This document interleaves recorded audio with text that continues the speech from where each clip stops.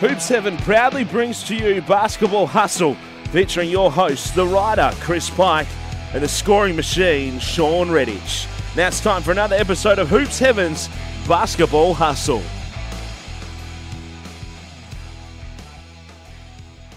Hello and welcome to another week of Hoops Heaven's Basketball Hustle, and boy do we have a lot to get through this week, so let's not waste any time. We're already 2 rounds into the NBL season. We have a full round 2 that we need to review. We're already a couple of games into round 3, which we'll have a look at as well. We'll preview the rest of round 3 of the NBL. We've got some players that are breaking out right now, some young stars making a statement. We've got some other superstars that are struggling right now, which we'll talk about. And Hoops Heaven's Basketball Hustle now features not one legend of the NBL and the Perth Wildcats, not 2, but 3. So we've got a very special announcement to get to on this week's show as well. So let's not waste any more time, because if we've got that many legends, you don't need to hear too much from me. So I'm Chris Pike, the co-host, but the man that's still my main man, he's still the co-host of the show. He's the scoring machine. We saw him back on our TV screens belatedly on Sunday. Shawn Redhage, how do we find you this week? I'm good. Just getting ready for all my programs start back up. School's back, so that means I'm back. So it's been a nice down week, throwing some NBL action into it, and looking forward to the start of February and everything cranking into gear. No, fantastic. Good to hear the programs are getting back to normal, but it was a big school holidays for you as well. The Redhage basketball camps were a big hit. Yeah, we were busy. We usually have one camp, and we decided why not have 3. So it was busy, but it was good, and we've got a lot of future Wildcat Perth Lynx out there in WA. So the future's bright. Fantastic to hear. Now, there's a lot to get through on the show this week, Shawn, as I discussed off the top, and we'll settle now into a bit of a regular format as we're now into the season and on our second season of the show. So we're settling into a bit of a groove, and we'll have plenty to get through. So between yourself and I, we'll talk about everything that's happening in the NBL to start off the show, and then we'll get your Player of the Week award and also your votes for the Player of the Year award, which is now brought to you by Hoops Heaven for the 2021 NBL season. And then we'll get into the wrap of round 2 with Damian Martin. So Damo's still well and truly a big part of things here at Basketball Hustle, and he'll also be on board with his award, which we dubbed last week, Shawn, the Damo. So now we're going to make that a bit more official. So Damo's going to actually be naming his best defensive player of each week, and also be giving his best defensive player of the year votes each week, and we're going to be handing out the Damo. So I think that's a nice little addition to the show. And our TABtouch Preview is now going to feature another one of your former teammates, a 3-time NBL championship winner, 236 games he played in the NBL, and he was a superstar for a lot of those. He was damn tough to stop when he got the ball anywhere in the mid-range or in the block. Matty Knight now joining us, which is a great coup for us here. So 2 of your former teammates, which I'm sure you're looking forward to teaming up with again this year on the show, Shawn. Absolutely. The Nightmare is back, and we're excited to have him. He's got a lot of knowledge, and another guy that's coaching a lot of youngsters now as well. So it'd be great to kind of get his perspective now that he's away from the game and can kind of look at it from a little different perspective. It's great to have him a part of it. Yeah, so really looking forward to that. So that leaves us with a lot to get through. We'll hear from Damo to review round 2 and a couple of games of round 3 shortly, and then our TABtouch Preview with Matty Knight later in the show. There's been a lot happening, Shawn. Let's get straight to some of the news floating around the NBL, and let's start with the undefeated Hawks. They're 3-0 right now, and they've won all games up in Queensland. They've been away from home for a long time. They still don't have Cam Bairstow or Deng Adele playing, 2 guys with NBA experience, but they just keep winning. They do. They found a way to win, and they've just got their recruiting right. And I think anytime if you can throw in a pretty talented team with a Brian Gorgon as your coach, you're going to have a good chance of having success, and they're able to do that. down in Illawarra. I'm not sure if it's the Illawarra Hawks, what's going to happen there, but hopefully we'll have a name, or maybe they're just going to fly all over the country, not really have a home. It seems to be working for them at the moment. It's become a bit of a talking point. Brian Gorgon was very strong on his thoughts that the club deserves their name back. The NBL, it was a strange circumstance. They took their name off them during the off-season, and then they offered it back to them if they could sign enough members. They didn't quite reach the target the NBL set, so the NBL didn't give them the Illawarra name back. Originally, I think they took it off them because they were planning on playing some home games in both Canberra and Newcastle, and obviously in Wollongong, to then see where the best support was. But obviously COVID has meant that that's no longer viable. So they're stuck being the Hawks right now, but there's a lot of growing sentiment back in Wollongong, especially that it's a little bit unfair. What's your take on it?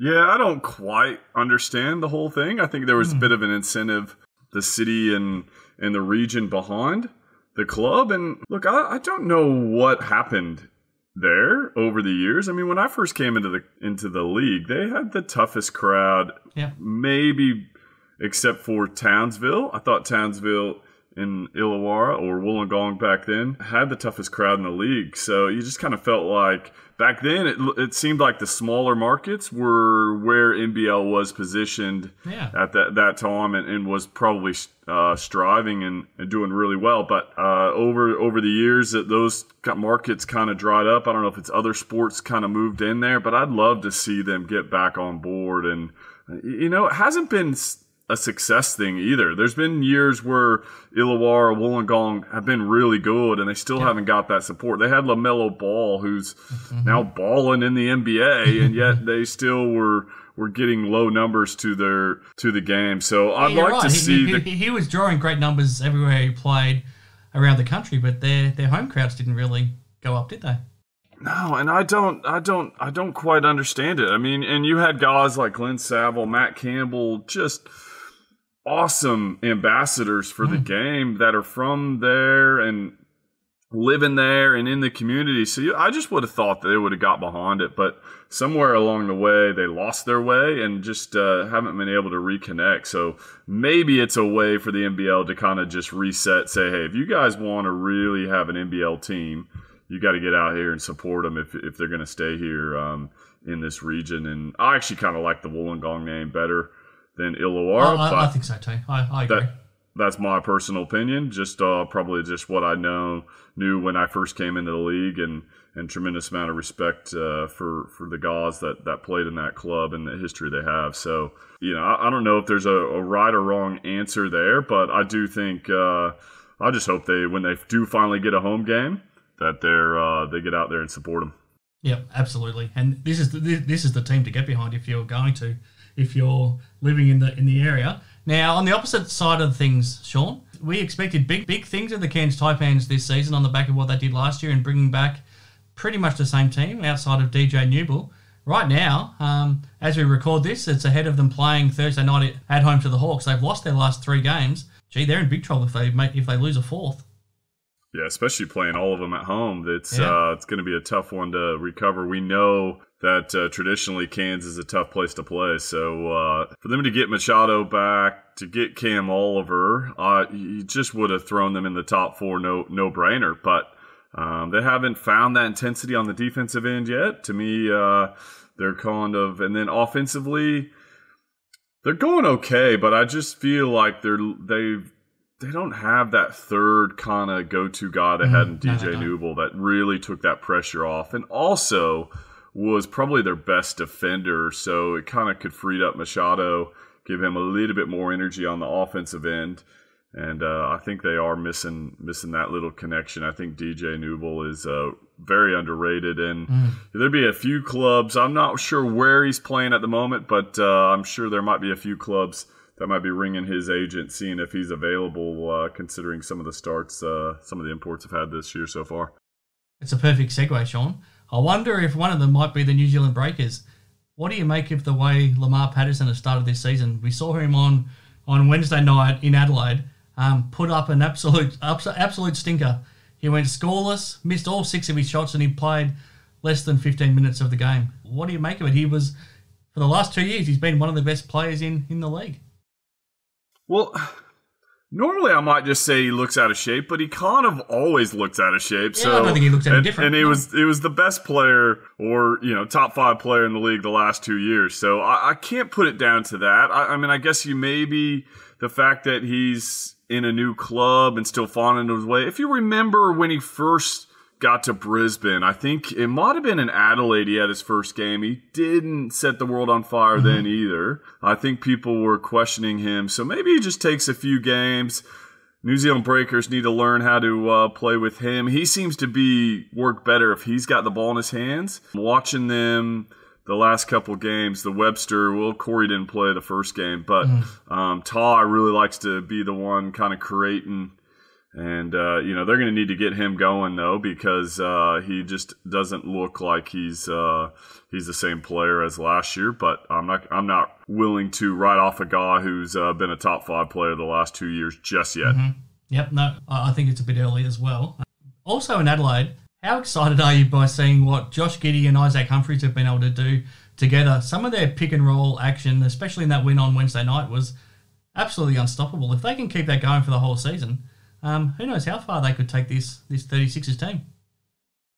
Yeah, I think it's, sometimes you just got to play through your best players and ride that. And I think that's what Adelaide's going to have to do. Obviously, throw in Daniel Johnson in there as well. You get the ball in those 3 players' hands, pick and roll, pick and pops, moving.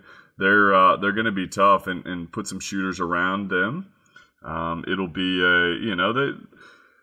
I wouldn't say they've set the world on fire, but they found a way to win Adelaide, a few wins, just to kind of keep them in contention, I think, as they're playing these home games. The real test for them will be once they finally do go on the road. But you got to like where Josh Giddey is just a few games into his NBL career. And Isaac Humphries, coming back from the NBA, looks like he's playing a little bit of a chip on his shoulder. And, he's the landlord down there in Adelaide at the moment, just blocking shots left and right.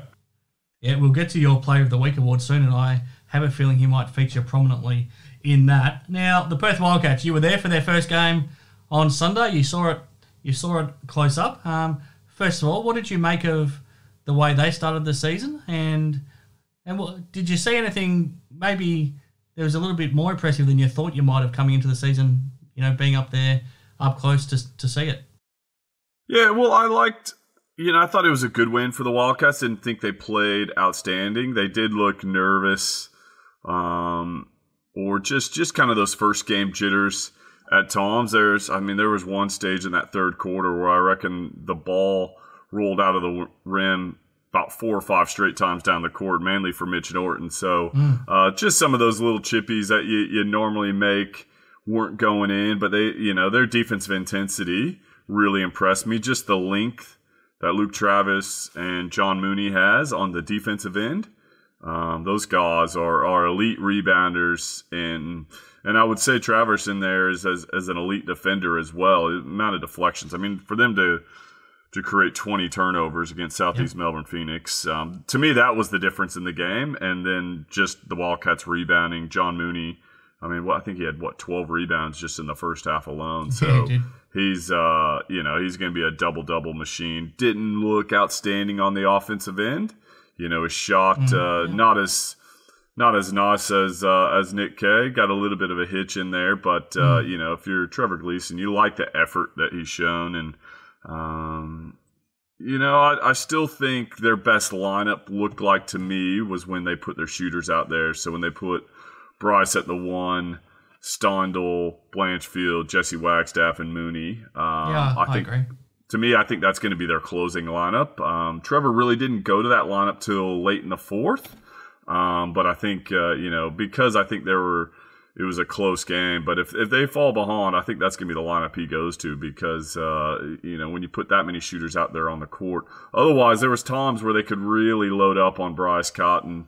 And they didn't seem to click that well. And they're probably going to need other guys to be a little bit more aggressive, especially Luke Travers. I think he's young, but he's capable of, I kind of compare him to Glenn Saville is what my comparison to young Glenn Saville, but probably not as polished offensively yet. No, that's a good call, and if he can have that career that Glenn Saville did, he'll be very happy with that. A bit more news surrounding the Wildcats as well. They found a replacement for Scott Roth, who's heading off to coach the Tasmania Jack Jumpers. Bob Thornton, had a hell of a career, and he's been a long time in the NBA. In this COVID world, that's a pretty impressive signing.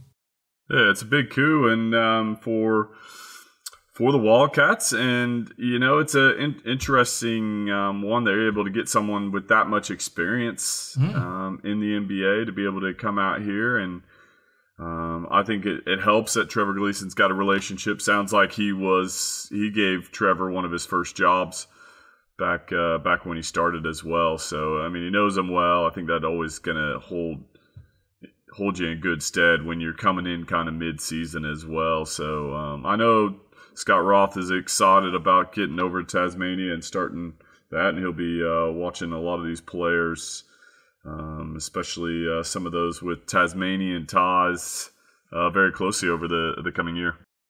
Now, just finally to wrap up this little segment, Shawn, what were you more impressed with? Cam Oliver's one-handed dunk over the top of Craig Moller and Jordan Hunter for Cairns on Saturday night, or John Mooney's follow-up to his missed three-point shot and then put back slam? Which one did you like the best?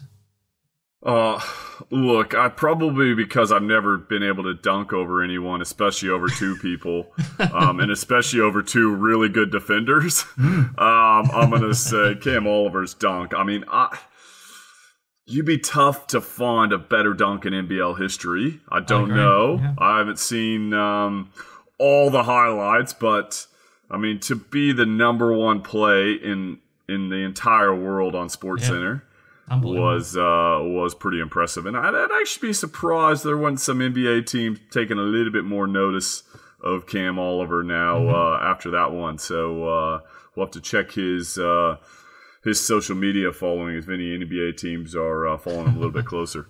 Yeah, we'll keep our eye on it. Now, let's have a look at our Player of the Week from round two, Shawn.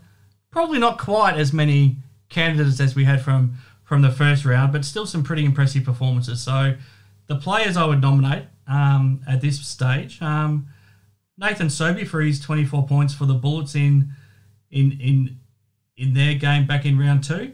And then Tyler Harvey, once again, was outstanding. He had 31 points on 11 of 21 shooting, 3 of 5 from three-point land for the Hawks.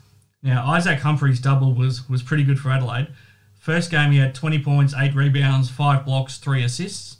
The second game, 24 points, 11 rebounds, and 7 blocks. Ty Webster, he gave the Breakers a real chance to win that game in overtime. He had 34 points, 8 assists, 5 rebounds, and he shot the ball pretty well. 5 of 9 from three-point land, took 32 shots on the game. Cam Oliver had a pretty good double. He had that game against Sydney with 27 points, 10 rebounds, 3 assists and 2 steals, and then backed it up with 17 points and 13 rebounds. Jarrell Martin at the Sydney Kings had a good game with 22 points, and Bryce Cotton, 27 points, 7 assists, and 5 steals for the Wildcats. Anyone I missed? Is there anyone else you considered that you were putting in the running?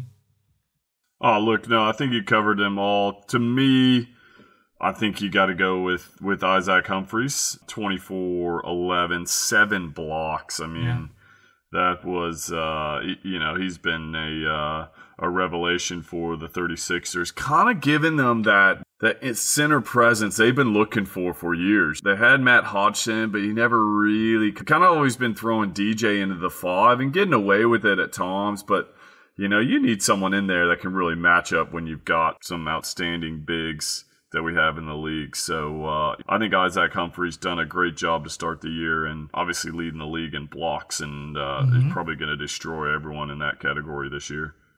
Yeah, no argument from me. I think you've got it spot on. So that's the Player of the Week for round 2 here on the show. And now our Hoops Heaven Player of the Year voting, Shawn. So naturally, I think we go the 5 votes for Isaac Humphreys. Then it probably gets a little bit more challenging. Who would you go for the 4 and the rest of the votes? Yeah, I'm going to probably go with obviously going to go with winning plays. So winning team. So Tyler Harvey, give him 4. Give Bryce Cotton 3. And then probably Cam Oliver 2 and Ty Webster 1. Probably Ty. I mean, he did put up good numbers, but he did take 32 shots. Now, I love to take a shot, but I'm not sure I ever put up 32 shots in a game.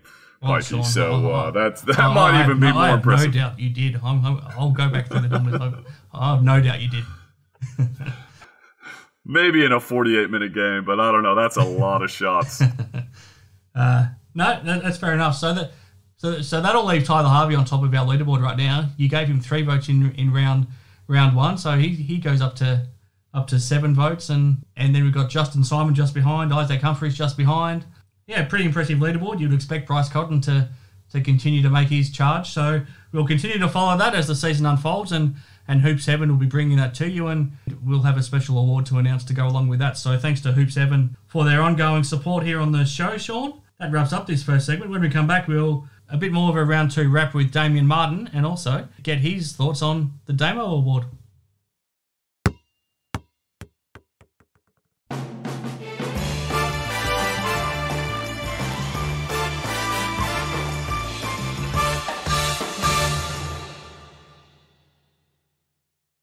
Okay, Shawn, back on Hoops Evans Basketball Hustle. We'll get to Damian Martin and the Damo Award and his Player of the Week and Player of the Year voting shortly. But let's go back through the games in round 2 in a bit more detail, Shawn. We did talk about the first game of the round back on last Wednesday. So let's get to Thursday night. It was the Hawks remaining undefeated. They beat the Brisbane Bullets 90-82. As we talked about, Tyler Harvey, very impressive, but the Hawks got a lot of contributors, and they look to be a really smooth running team right now, and it's probably not a surprise considering who their coach is. Yeah, they've come out of the blocks. I think people weren't really sure what to expect from this team, but they've kind of found their groove, and after probably a slow start for Tyler Harvey in the first game, his other 2 games have just been outstanding, and looks like an all-NBL type of player, and really running the show and kind of setting everyone else up. He's so aggressive, but you got to respect his shot. He can shoot it and score from anywhere, and everyone else is just kind of playing their role, and they're just got gelling, and also playing on the defensive end. As well, they're getting enough stops to get these wins early on, and important wins for them. So Hawks team that started 3-0, I just saw has never missed the postseason. So good signs for the Hawks early. Friday night, this game was a lot of fun in Adelaide. It went to overtime. The 36ers ended up beating the Breakers 94-91. As we talked about, Isaac Humphries was unbelievable with the 7 blocks and also the 24 points. Donald Sloan, clearly his best game in the NBL, coming off the bench as well, but in the fourth quarter and overtime, he stepped up and made some really big shots. Ty Webster gave the Breakers a chance, took a lot of shots, but he also made a lot of shots. Can't help feeling if Finn Delaney didn't cramp midway through the fourth quarter and didn't return, that result might have been a little bit different though. Yeah, he was playing some pretty good basketball, and the New Zealand Breakers have kind of started the season how they started last year. If you remember right, they were a little bit slow out of the block. You just felt like they weren't, obviously a new coach and a new system, they hadn't really found their groove, and it's looking to be the case this year as well. And we talked about this early on in episode 1, just having to be on the road for that long can't be conducive. I think missing Corey Webster as well. I think the Webster brothers are going to be a dynamic duo, but for them, they're going to need to be able to fund that 3rd and 4th option. And right now, just defensively, they're not at the level they need to be. Yep, no, I agree. Saturday, Cairns Taipans lost again at home to the Sydney Kings, 99-91. As we talked about before, Jarrell Martin, terrific for the Kings. Casper Ware, he put away his 3-ball for the first half and was a lot more efficient. And then when he took some 3-point attempts, he knocked them down, ended up going 4 or 5 for the game, and he had a terrific game.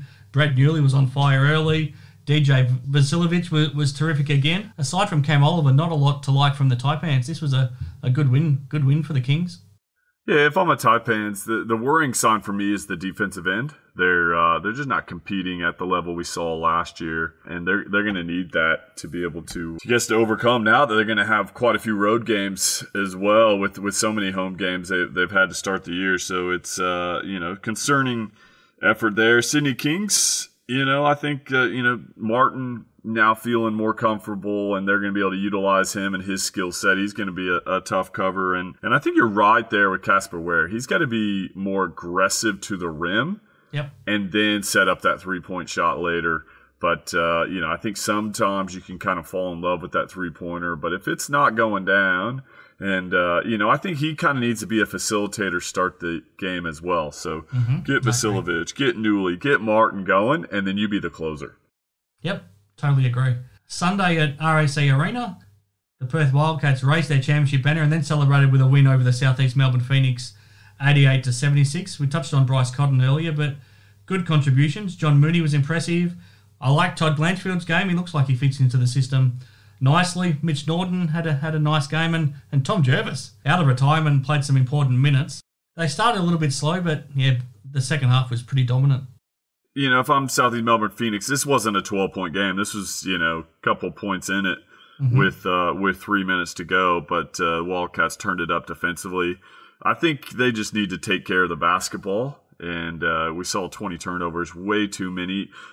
Sykes had a poor game from his standard, but I expect him to bounce back. He's not going to miss that many shots. So, Gibson was outstanding in the first half and wasn't able to back it up in the second half. But, credit the Wildcats on their defense. They found a way to win without playing tremendous. And you mentioned Tom Jervis there. I thought, it might be a bit rusty coming out of retirement. Hadn't really played NBL level for 2 years now. But he played some big minutes for him. Scored a couple baskets with that non-preferred left hand. That actually is his preferred hand when he's around the basket. Yeah, it is. So it was, impressive from him. I thought Mitch Norton was more aggressive, although he just wasn't able to finish. So he's kind of fine line, being aggressive. There was he did force up a few shots when he got in there. So just fine. And when he can be aggressive and when he needs to be the facilitator, but I'm sure that'll come.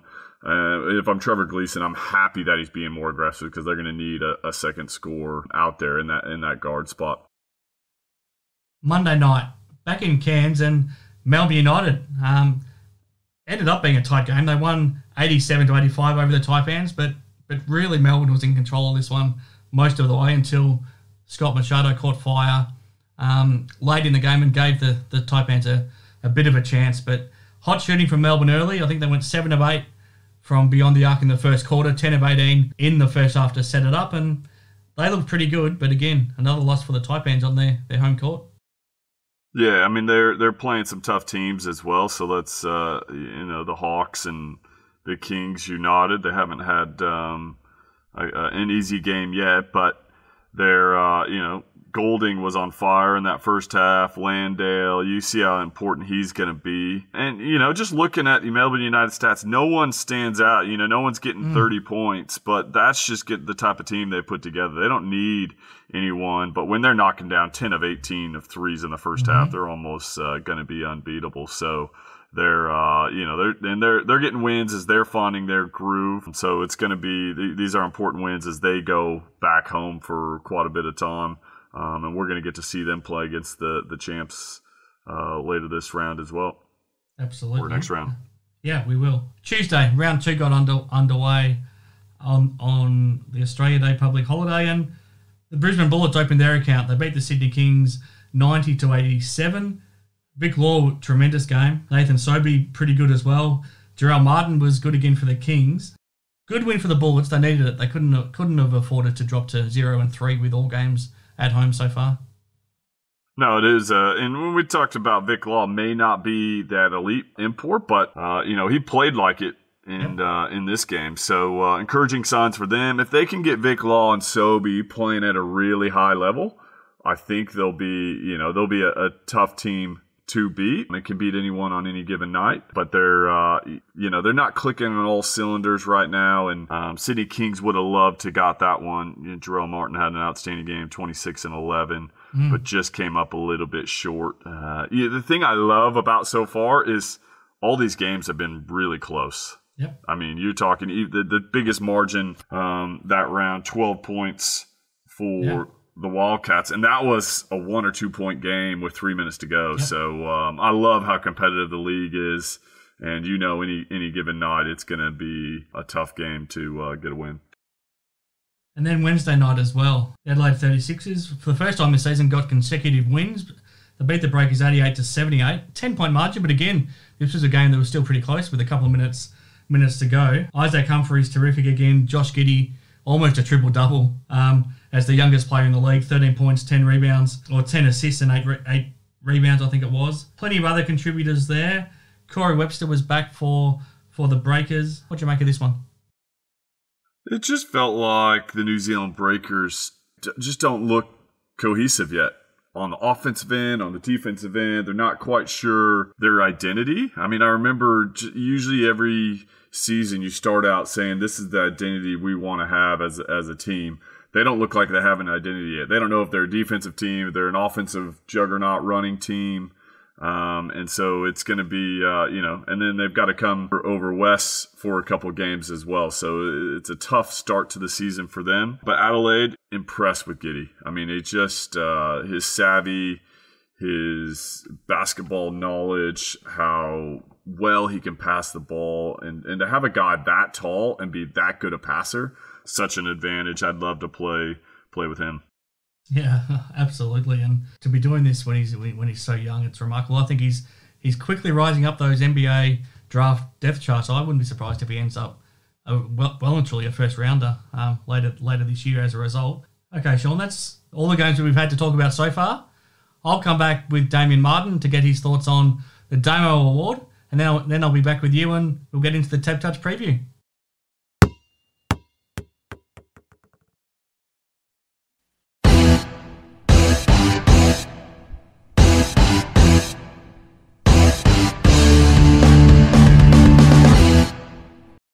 Okay, back on Hoops Heaven's Basketball Hustle, and now I'm joined by Damian Martin, the Perth Wildcats legend, made his TV commentary debut or sideline commentary debut on Sunday, and here on the show, we've mixed things up a little bit, and we're now going to have him not only usually join us for the round in review with Shawn, but also, I mean, he's the best defender the NBL's ever seen.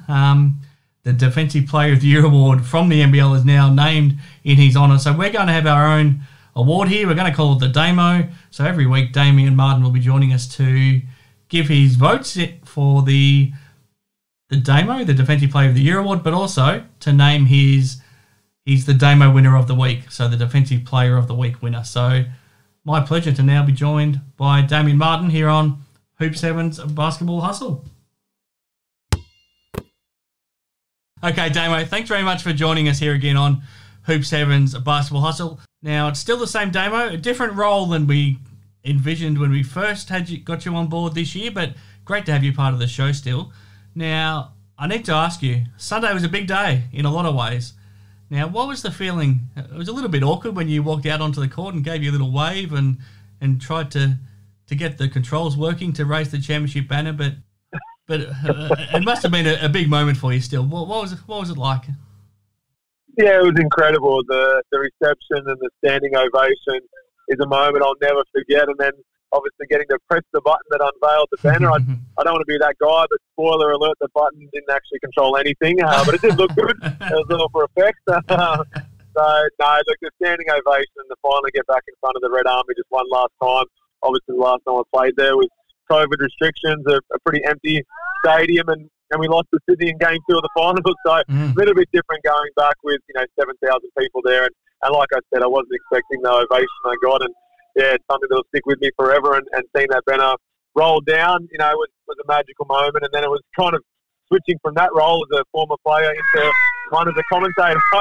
I apologise. I've got my 2-year-old Bonnie in the background. No, I'm on daddy's duty. So maybe she'll have a bit of input in as well for the Defensive Player of the Year award. But no, it was great. And then obviously replacing a basketball with a microphone was fun on the sidelines. And I do need to apologise at halftime when I was doing the review of the first 20 minutes. I did hear myself say "we" about 3 times when chatting about the Wildcats. So I need to be unbiased. And I'll try and present myself that way, on Sunday when I'm calling the game, Wildcats v Breakers. I have to admit to you, it wasn't lost on Adam Gibson, and we've got a special bonus show that we're releasing next week with Adam Gibson, where you'll have a chance to catch up with him as well. And he was also very disappointed you didn't come to him at halftime. and it actually is out of my control. There's a lot I'm learning with the commentary, and with about 2 minutes to go in the first half, I was told I was either going to interview Bryce Cotton or John Mooney. So, Okay. Unfortunately, Gibbo was massive in the second quarter. He was. And he was the reason they went into halftime with the lead. In fact, Gibbo's having a great season so far, albeit early, but I think he's been fantastic. So, he was close. I'll let him know that he almost got the call up for the interview. I thought you did well on the microphone. How did you find it? And how different is it in that role, to anything you've done before? It's amazing because I do have an earpiece in where I'm hearing the commentators, the live commentary for the guys, in Melbourne in the hub. So, having Corey Williams in my ear for 20 minutes, it's one thing you never want to have to live through, but that's what I was put under. So, no, look, it was great just hearing the live call, but obviously they're saying what they see, on the TV broadcast, and then I'm behind the scenes trying to give updates to what's going on in the huddles. So it was funny that that's pretty much all I could hear was through my earpiece, and then during timeouts I was trying to get an insight into what Trev was telling the boys. And I think sometimes the manager intentionally stood in front of me because, if I see anything drawn up on the whiteboard, I'll be able to relay that back to the viewers at home. So, no, I genuinely enjoyed it, but hopefully be better off it come round, the next round. Now, Shawn is going to be sitting in the stands this weekend. Does that mean you've got the microphone all to yourself this weekend, or what are the plans? Yeah, so I'll do Sunday's game. So I'm not sure if it's Lockie Reed or Shawn doing Friday. I think it must be Lockie. Courtside. Yeah. Okay. So, Lockie Reed will take Friday's game. I'm in control of Sundays, which means I'll, go between the Wildcats bench and the New Zealand Breakers bench, and then try and give updates of what's going on behind the scenes that may be lost on the TV screen. Now, what was it like watching your teammate, a lot of your old teammates play, watching the Wildcats out there in red, and knowing that the crowd's cheering them on, and you're not part of the team? Was it a lot stranger to do that in person than it has been on TV? I think it would have been harder for me to be a spectator opposed to being a commentator because I was, quite nervous first game as a commentator, not wanting to miss anything. I was so focused on every play-by-play and then hearing what's going on with the producer, with the commentators in my ear, that I kind of just got focused as if it was just any type of game opposed to it being a Wildcats game.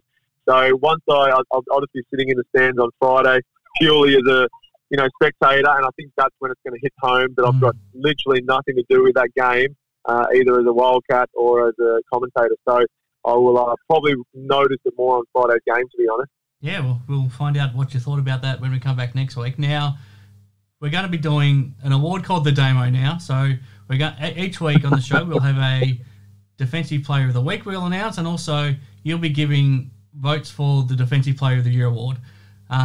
Just seems to make sense. It seemed to be a very obvious thing to do, Damo. So out of the games in round 2, I hope it's not a question without notice. I hope you've had a chance to think about it at least for a few seconds.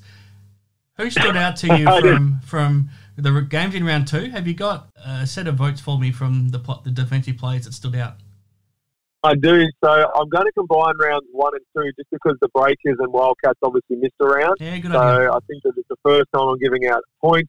So I'm combining both rounds. That's why there might be a name or two in there that might have been not as efficient or as effective in the defense then in round 2. But I'm going to start with 1 point. So it'll be 3-2-1, and I'll build up to I think being the best in the first 2 rounds, which may be a little surprising.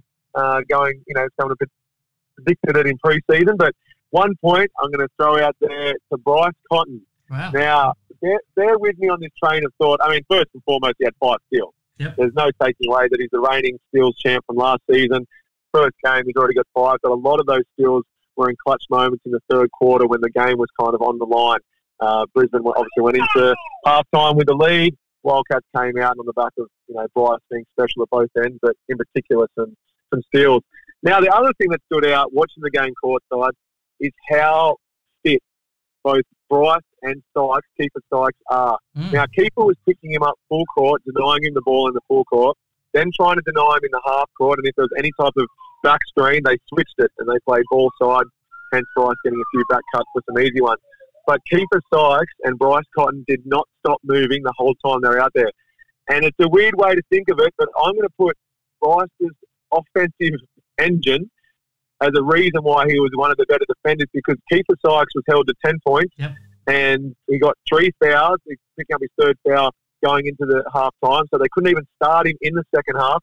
And that's off the back of just how hard Bryce was working and the foul positions he put Kiefer in. And then because he had to work so hard guarding Bryce, I think he lost a bit of his legs, and his engine come the fourth quarter. So between the 5 steals and the fact that he managed to wear down the opposition's best perimeter player, I'm going to give Bryce 1, which I know is a unique way to look at it, but that's what I took from the game.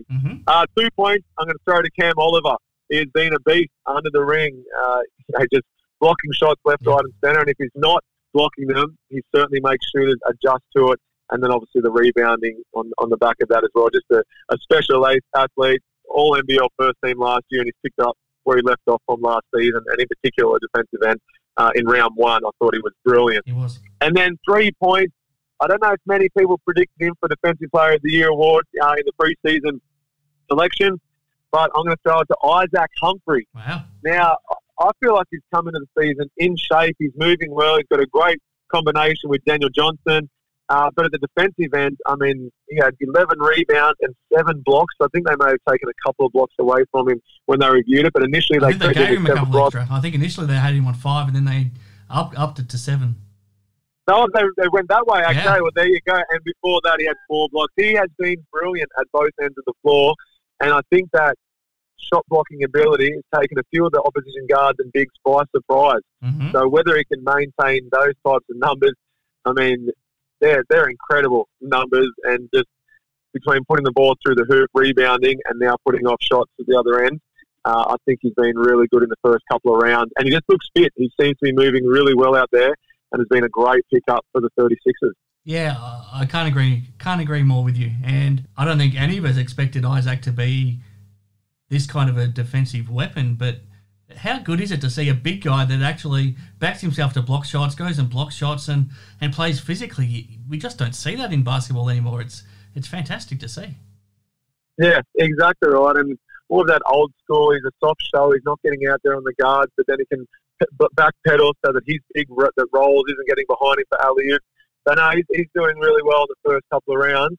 But there's my 3, 2, and 1. We've got Isaac Humphries leading the pack after 2 rounds with Isaac with 3 points. 2 points to Cam Oliver and 1 to the steals master, Bryce Cotton, with 5 steals in round 1. Now, on top of that, naturally, do we then name Isaac Humphries as our Defensive Player of the Week on top of that too, for round 2? Absolutely. Yeah, got to throw him out there. So he will take out the first. Like I said, I'm combining rounds 1 and 2 just into one round. He will take out our first Defensive Player of the Week award. I think you're spot on. And I think when we come back, it's going to be a fascinating award to follow, because I can't argue with those 3, but I have a look at Justin Simon at the Hawks, and he's unlucky to not be in there as well. And Sunday Detch, some of the jobs he's done, especially the 2 jobs on Lamar Patterson. So one of those has come in round 3, so we might talk about him more next week. So there's a couple of guys unlucky, but at the same time, I can't argue with your top 3. Yeah, trust me, those 2 names you mentioned were certainly in contention. And the thing that doesn't show up in particular with Sunday is the deflection. Yep. So, he doesn't get credited with a steal, but he managed to get so many deflections. And, like you said, I think he's done a great job. And he does. He guards the opposition's best player 1 through 3. And that's an incredible talent and ability to have. So, Sunday's right there. And he was my pre-season prediction for Defensive Player of the Year award. So trust me, I'll be keeping an eye on him. Fantastic. Now, just quickly, Damo, before I let you go, and before I do move on to the next segment here, which will be with Matty Knight, how happy are you to see us welcome Matty as part of the show now? I mean, I can't think of 3 better people to be honoured to do a show with than obviously Shawn Redhage, my co-host, but now to have Damian Martin to do this segment with, and now Matty Knight to do my preview segment with. How happy are you to see Matty back involved? Yeah, the nightmare, he's back. I love it. So he is one of the most talented players I ever played alongside, and probably the best defensive big man outside of Bogut that I've played alongside. So Matty Knight, he obviously got credited with a great career, but what people didn't realise is that when you play alongside him on the court, you could be guarding, a point guard, a scoring point guard, super quick, and if there's an on-ball step from him and Matty's there and you hear Matty call switch, you have no problem backing Matty to get a stop. Mm-hmm. And, outside of Jesse Wagstaff, he may have taken more charges than anyone's ever taken for the Wildcats. Undersized 5-man, and some of the battles he had, in the years we played alongside each other. Absolute legend of the game. Had a better career than he probably gets credit for. And, one of my all-time favourite teammates. So to have Matty out there, I can't wait to hear his selection. Mm-hmm. Can't wait to hear his point of view going into the previews and who his selections will be. And looking forward to hearing all about it. But, tell the big fellow I said good day. I will do. And well said, Damo. Thanks for joining us, and we'll do it all again next week. Sounds good, Pikey. Thanks, mate.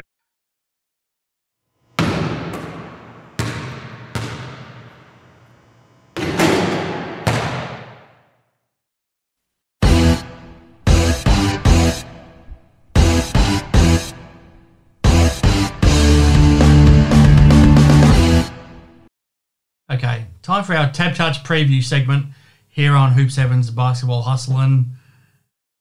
And thanks to TABtouch for their support of our show. Of course, head to tabtouch.com.au and check out all of their NBL betting markets. Like Matty Knight and like Shawn Redhage are going to do throughout this season, there's all of the betting markets you could hope for. There's the obvious head-to-head betting from every game, but winning margins, most points, points scored in a quarter, player totals, game totals, winning margins, any sort of bet you can hope for in regards to the NBL. All you need to do is head on to tabtouch.com.au and cast your bets and all the best to you. Of course, if you are placing a bet, gamble responsibly. And TABtouch, wonderful supporters here of our show at Hoop 7's Basketball Hustle, a proud West Australian company, and obviously we've now got 2 Perth Wildcats legends, 7 championships between them, 2 of the very best forwards to ever play for the Wildcats. Matty Knight and Shawn Redhage are now part of this competition to raise money for their respective charities with the help of TABtouch. So let's get straight into our TABtouch preview, and very happy to be joined now for the first time this week by Matty Knight. Really looking forward to being joined by Matty Knight now on our TABtouch preview.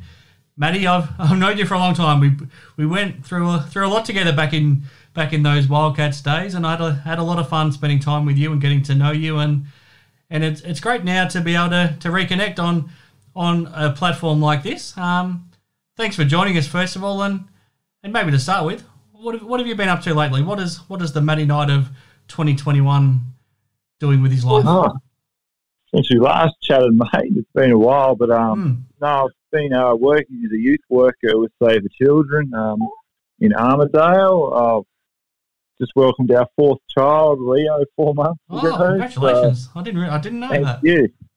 Yeah, no, we've kept that one pretty quiet, but so 4 kids. It's been pretty hectic at our household, especially the school holidays. Yeah, I can only imagine, Matty. Try to explain it to me. What is it like being a father of 4? Yeah, no, we thought 2 was hard. Yeah. We thought 3 would definitely be harder, but 4, I think by the 4th we're pretty laid back. Not too much stress is out now. So I can imagine. yeah, so we just if he's crying, we know he's not in too much pain. So, Yeah. but no, we've got 4 great kids, so they make it easy for us, especially the older 2. So they're really helpful. So not as bad as people think. Pretty amazing, isn't it? When you first arrived in Perth, coming back from Hungary, you're a single man with no kids. All of a sudden, you're a married man with 4 kids 10 years later.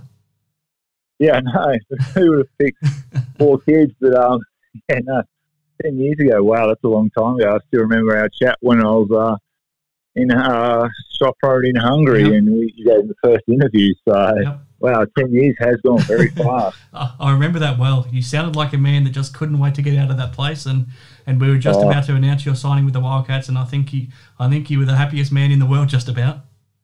Oh, knowing I was heading to the sun and out of that cold weather, I was very excited. That's for sure. Now we've got you on board with our TABtouch preview now each week on the show. Have you been keeping an eye on the NBL? Do you still keep a close eye on the action? Every now and then. I haven't watched too many games, but I read the reports and see who's been doing well, what teams are doing well. So keep an eye on it, but probably not as close as I used to when I was playing. Now, in recent months, I've seen some, or maybe over the past 12 months, I've seen some photos pop up on social media of you getting right back into game shape. Do we expect a return to the basketball court at some level of you sometime soon, Matty? No. I just decided that it's been long enough that I needed to get back in shape. I started working out one of the best PTs in WA, and I think lost 17 kilos in 10 weeks. So got down below playing weight, and had a few SBL clubs reach out to see if I'd be interested, but no, there won't be any basketball boots being put on these feet for any time soon. But you are doing some coaching. Can you fill us in on some of the coaching work you're doing? Yes, I'm coaching the WA Under-18 Country State boys. So we had our final selection camp on the weekend, and they're about to announce the 10 tomorrow. So it was cancelled last year due to COVID. Yep. We meant to go to Ballarat, but it was cancelled. This year we're meant to go to Werribee. So hopefully everything continues to go the way it is, and we do get to go away. Absolutely. Now, looking forward to chatting with you now each week on the show, Matty. So we'll have plenty of time to keep updated on what you're up to. But as for round 3 now in the NBL, we've already had a couple of games on Tuesday and Wednesday night, but we release our show every Thursday, and we've got a game tonight to look forward to. Thursday night, it's up in Cairns, and it's a fascinating one. The Cairns Taipans, we had such high hopes for them this season. They've now lost 3 games in a row, all on their home court, and they're up against a Hawks team who haven't lost a game yet this year, and they've played all of them on the road. What are you expecting from this one?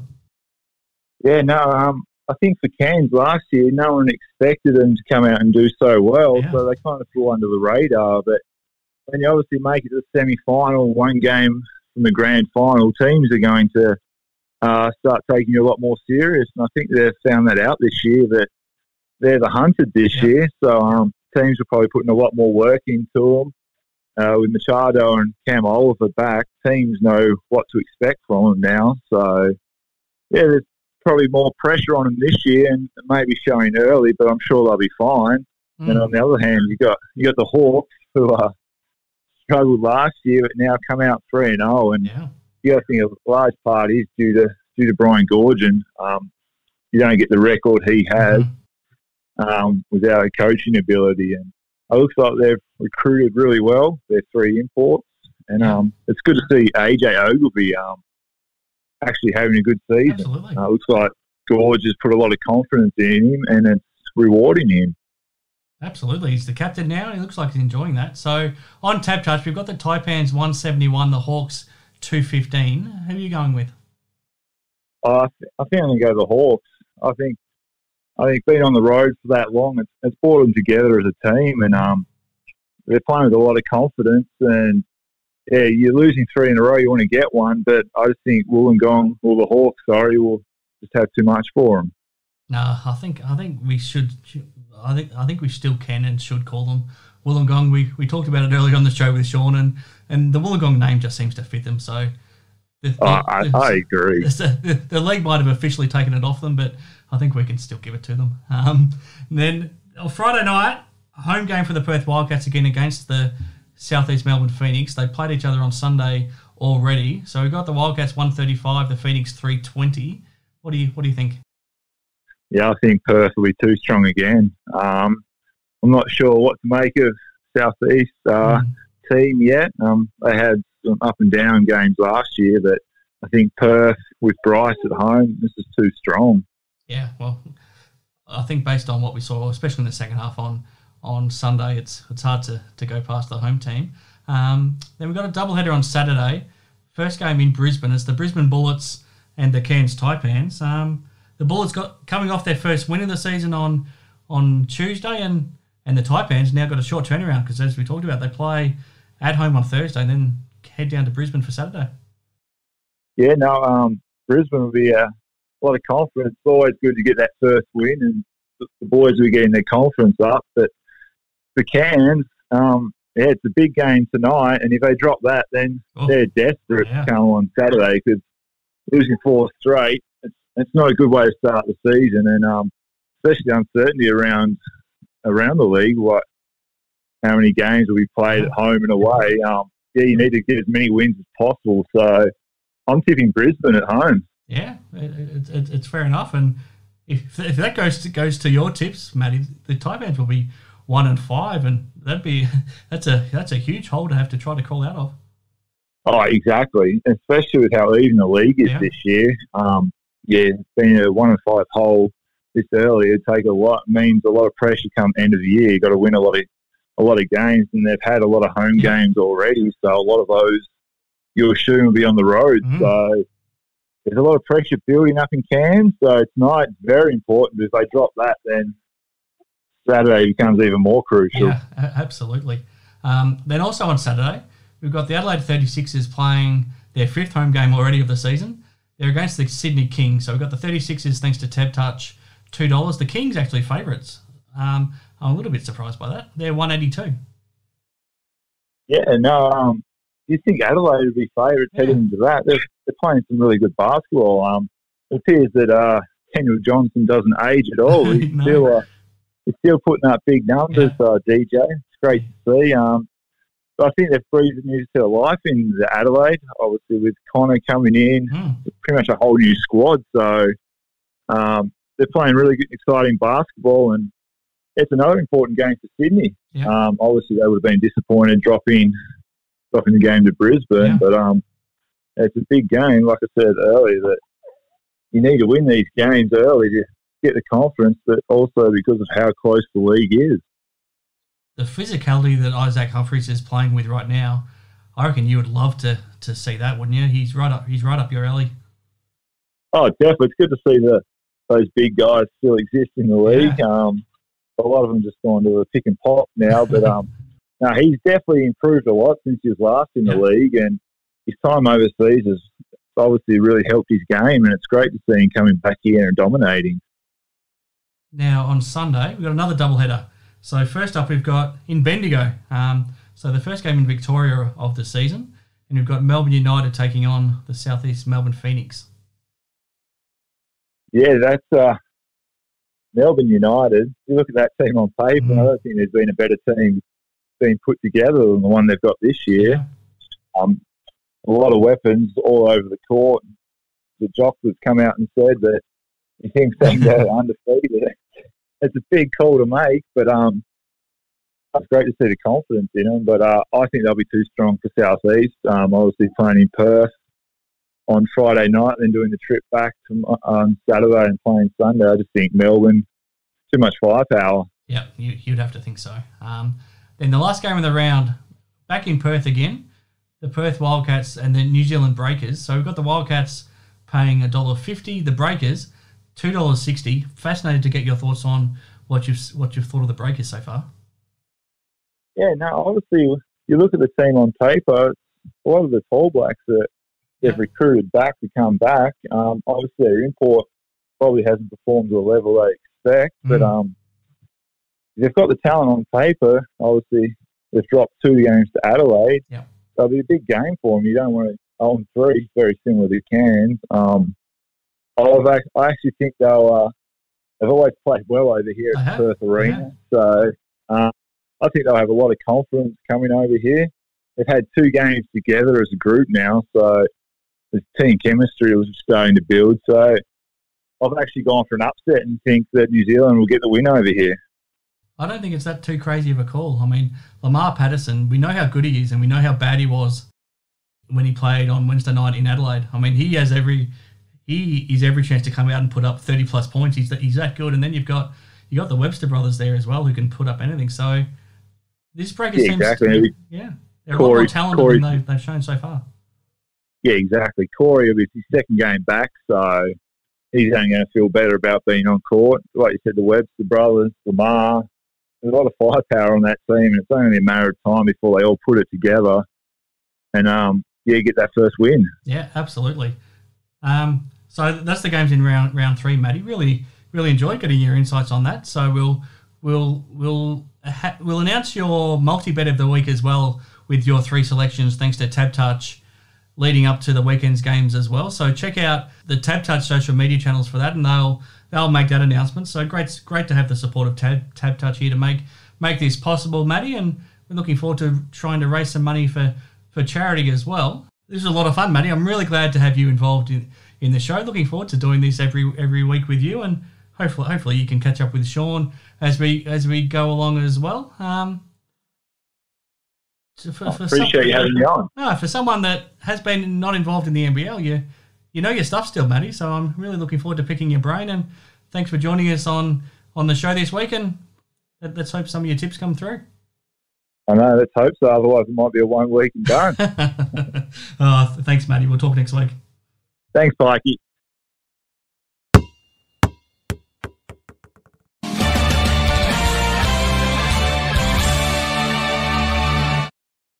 Okay, back on Hoop 7's Basketball Hustle, and now onto our final segment.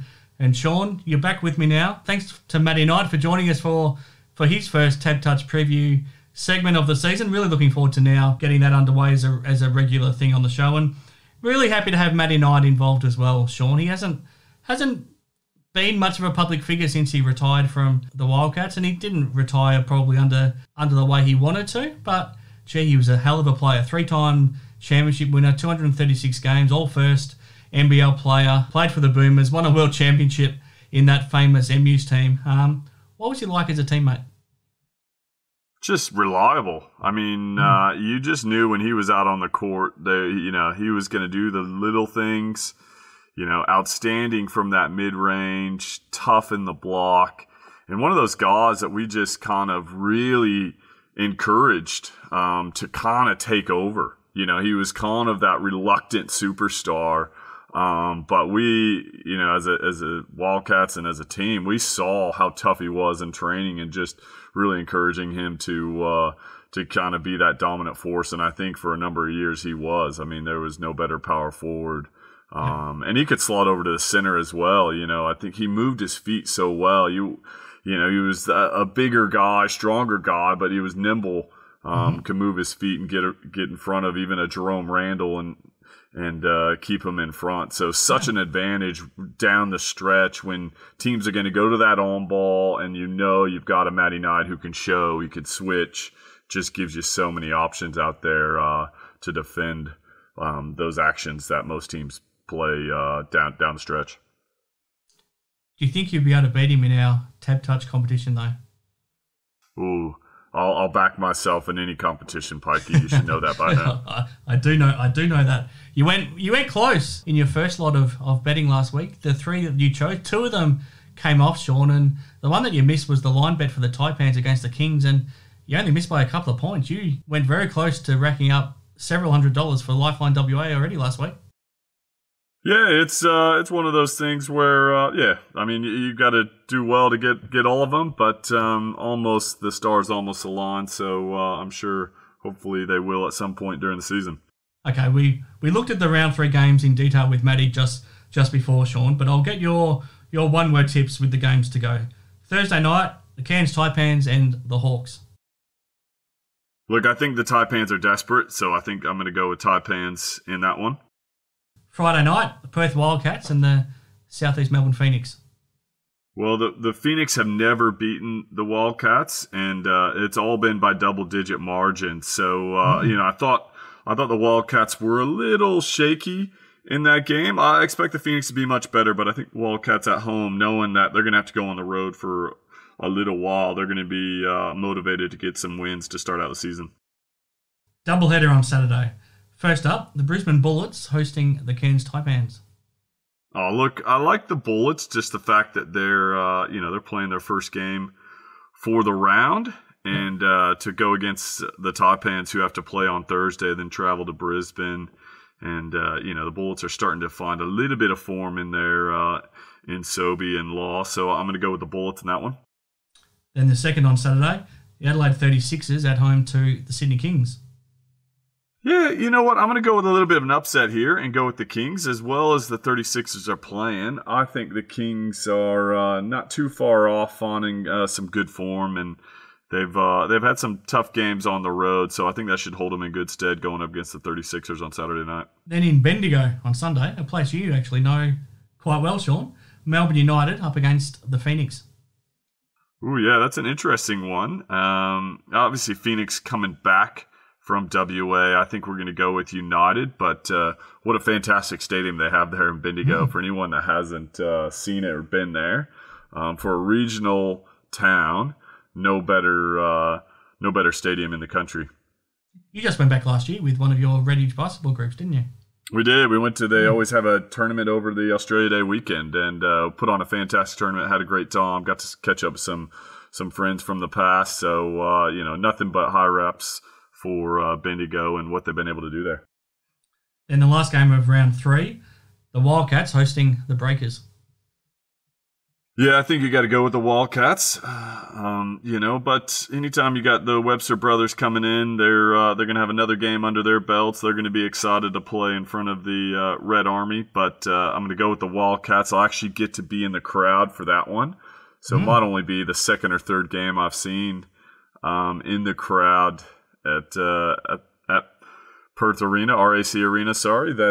So I'm looking forward to sitting up there. I think the last time I went, though, the Wildcats actually lost. So if they lose this one, they're not going to invite me again, Pike. No, they won't. The family coming along too? Yep, the family's coming along, so we'll get to see the action there. We're looking forward to it. What about your TABtouch multi-bet of the week, Shawn? Have you had a chance to have a think yet? Look, I got to tabulate it. Got to do all the calculations. Jump on our social media page. It'll be up there shortly. Yeah, it will be. And TABtouch, check out TABtouch social media pages as well every Friday morning, and it'll be released there. So we look forward to seeing what you've come up with to try to raise some money for Lifeline WA, Shawn. Just quickly before we wrap up the show, as you've noticed, we've changed the format a little bit here on Hoops Heaven's Basketball Hustle, and to be honest, we just don't have room for extra guests on the show right now because we've got plenty to cover, and with Damian Martin and Matty not on board, that's our regular content. So we still want to be able to bring you some of the biggest and best interviews from the basketball world. So that means your Steve Nash interview, Shawn, is still well and truly a possibility. But our interviews will be presented as bonus shows now, and we'll be providing as many of them as we can. And the first one is going to be with Adam Gibson, the most experienced player in the league, Shawn. He's been a hell of a warrior, and right now, as you saw firsthand on Sunday, he's playing some outstanding basketball. So looking forward to a bonus show with him. We'll let him catch up with Damian Martin as well, and those two old foes will be able to have a chat with each other. What would you be looking forward to hearing from Gibbo right now? Oh, look, he's got, he's played at a number of teams, and I guess just kind of knowing a little bit more about his journey and the decisions he's made throughout his career, and I guess maybe some of the impacts that some of the other players and coaches have had on him. So, just a true warrior of the game, and still remember him when he came into that Brisbane Bullets, who I still claim as might be the most talented team I've ever seen in the NBL. So, it was a good start for him, and it's great to see him still playing at a really high level and doing well for the Phoenix this year. Yep, so we'll release that bonus show next week. There's a few days in between games between round 3 and 4 of the NBL, so check out that episode of Adam Gibson next week. And then, of course, we'll be back on another episode of Hoops Heaven's Basketball Hustle, where another full show planned. We're looking forward to it. This has been a big show, Shawn. I'm really excited about the team that we've put together. I'm really excited that you're still my go-to man, and to be working with the scoring machine is always an honour. Thanks to Hoops Heaven and to TABtouch for making this all possible. I'm Chris Pike, and I'll sign off and of course leave you with the scoring machine for this week. Well, thanks, Pikey. One of the things I've just been watching the first couple rounds, and I've been really impressed with the ability to go to the replay center and not have to have the referees go over there and look at it. They've got someone else looking at it. They can make a quick decision, speed up the game, but get the right decision. And so kudos to the NBL, the referees. I thought, I think they're doing an outstanding job, and that's coming from me, who probably the harshest critic when I was a player. But now that it's not riding on my wins or losses, I think they're doing a great job, and I'm glad to see that change. And I think it's going pretty well first couple rounds of the season.